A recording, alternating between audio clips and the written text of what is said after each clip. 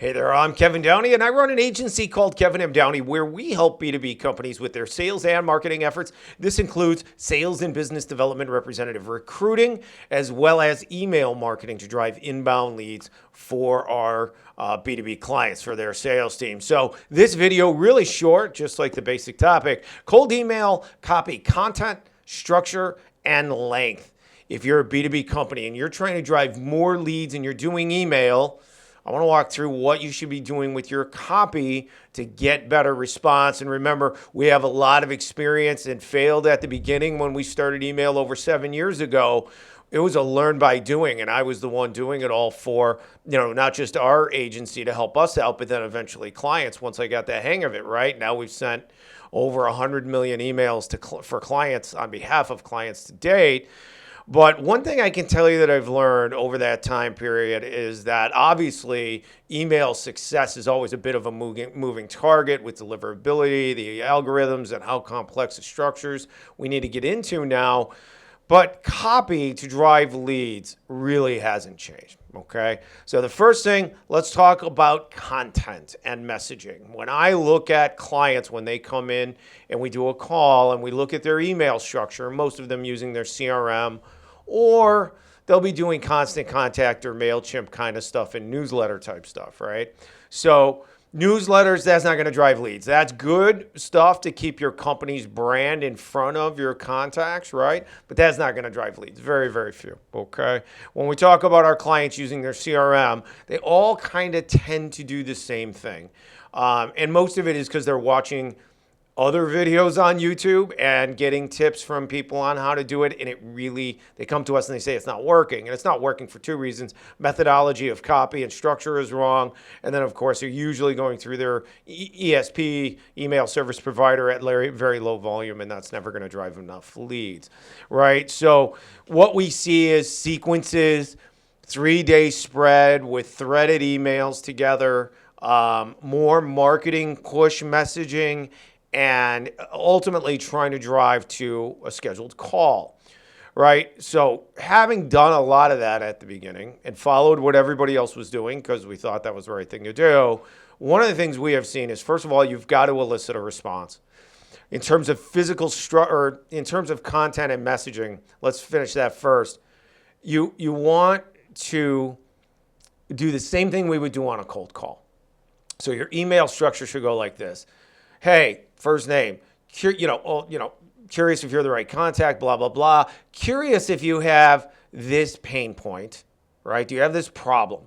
If you do, we can help you solve it. Maybe a little bit about how. This is what I want you to do next. I want you to reply, right? So that I can send you something, right? So showing your interest, so you both are a decision maker and you're interested, so we've qualified you, but I need to get the reply. I'm going to send you stuff, and then I'm going to follow up with you by phone, right? That's a basic structure that we want to teach B2B sales teams, business development teams, and so on and so forth. So the content is the same thing we do on a cold call, right? Do you have this pain point? If you do, I can help you solve it. This is what I want you to do next, right? I want you to reply, okay?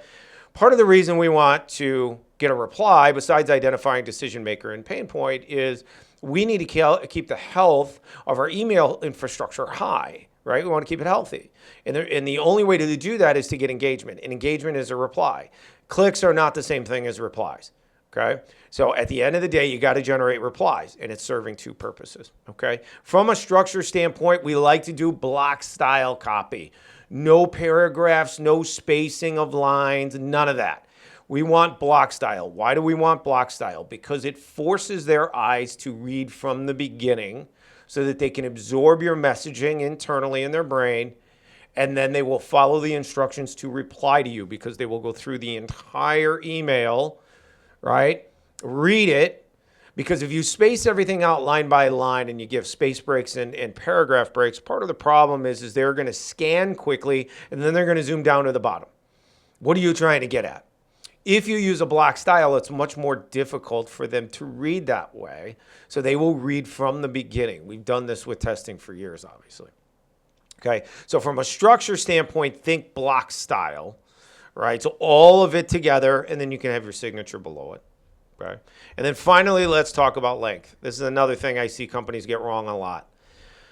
Average email for all of our clients system-wide is 100 to 155 words, or 100 to 150 words, not counting signature. Longest probably pushes 200. Shortest is below 50 words, right? So we are trying to get to the point as quickly as possible, right? So short is better. Block style, make them read it all. If you go too long with block style, it's going to be overwhelming to them to look at it, and they're going to be like, I can't read all that. So it's block style and just, again, relatively short in that block style thing when we're talking 100 to 150 words. That's not very long. They can read it all. They can absorb it all. And then, again, they'll take it all in, and then they'll say, oh, yeah, that could be something we could use. Or, sure, I'm curious to look at pricing or your samples or your rate card or whatever it is that we're putting out there that we want them to reply to receive. They will follow that instruction if they are genuinely interested. And again, the advantage to email is they aren't going to reply unless they're genuinely interested. So you're qualifying some level of decision maker. If you're going after employees, that's really important. But you're also establishing interest, right? So you're generating an inbound lead, and we're protecting the health of our email infrastructure both at the same time.